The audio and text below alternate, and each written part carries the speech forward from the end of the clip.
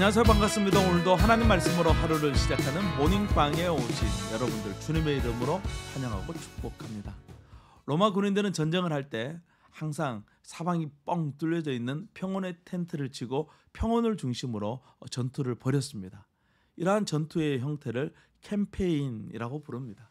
원래는 이 캠페인이라는 단어가 군사적 용어로 사용되었지만 지금은 정치, 사회, 경제적인 용어, 상업적인 목적으로 더 많이 사용되고 있죠. 캠페인이라는 말의 뜻은 특정한 기간 동안 특정한 장소에서 벌어지는 연속되는 행동을 캠페인이라고 부릅니다. 오늘 우리가 함께 묵상할 하나님의 말씀은 예레미야 13장 15절에서 27절 말씀입니다. 예레미야는 예루살렘 성을 중심으로 하나님의 심판이 올 것이라는 메시지를 전하는 사명을 받았습니다. 마치 선거 기간이 되면 선거 유세단들이 지역 곳곳을 다니면서 자신들을 알리는 이 선거 유세 캠페인을 벌이듯이 예레미야는 하나님의 뜻을 전하는 캠페인을 벌이고 있었던 것이죠. 예레미야의 말과 행동, 사람들의 눈과 귀를 열어서 하나님께로 이끌려고 애를 썼습니다. 오늘은 왕궁에 가서 하나님의 말씀을 전하라라는 명령을 받고 왕궁을 찾아갑니다. 아마 왕이 예레미야를 선자로 인정했다면 왕 앞에 가서 메시지를 전했을 것이고, 왕이 예레미야를 인정하지 않았다면 왕궁 앞에서 메시지를 전했을 것입니다. 18절에 예레미야가 전한 메시지의 내용을 쉽게 풀어보면 이렇습니다. 유다의 왕이여, 이제 겸손해질 때가 되었습니다. 왕이 세운 계획은 실패할 것입니다. 하나님이 왕을 왕의 자리에서 내리실 것입니다. 예레미야가 전한 메시지는 매우 위험한 말이죠. 자칫하면 죽을 수도 있는 말이었습니다. 우리나라도 보면 국회나 또 해당 기관 앞에서 시위를 벌이며 사람들의 이목을 끄는 경우가 있는 것처럼 예레미야는 왕에게 가서 말씀을 전함으로써 사람들에게 큰 관심을 불러일으키고 있는 것이죠.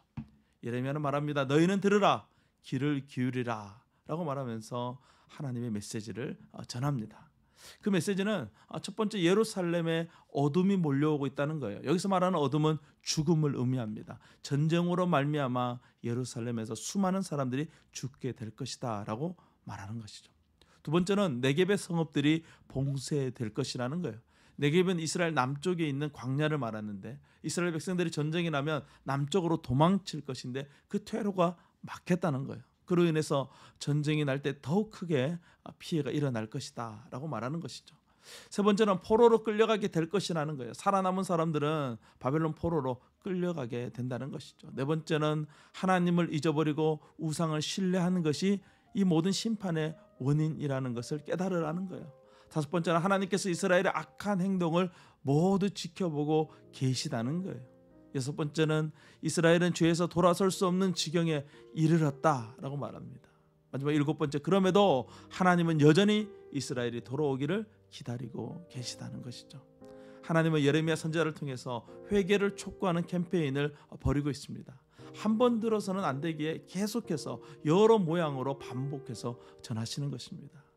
이들의 변화는 구스 사람들의 피부색이 변할 수 없는 것과 같고 표범이 그 얼룩무늬가 변할 수 없는 것과 같이 불가능한 것이지만 그럼에도 불구하고 하나님은 끝까지 그들을 기다리고 계시다는 것이죠. 우리를 향한 하나님의 사랑이 바로 이와 같은 사랑입니다. 우리를 사랑하시되 끝까지 사랑하시고 우리의 변화를 기다리고 계시는 그 사랑 많으신 하나님의 음성을 오늘 우리도 듣고 하나님께로 돌아가 하나님과 동행하는 저와 여러분 될 수 있기를 간절히 소망합니다. 오늘도 주님과 함께 승리하세요. 샬롬.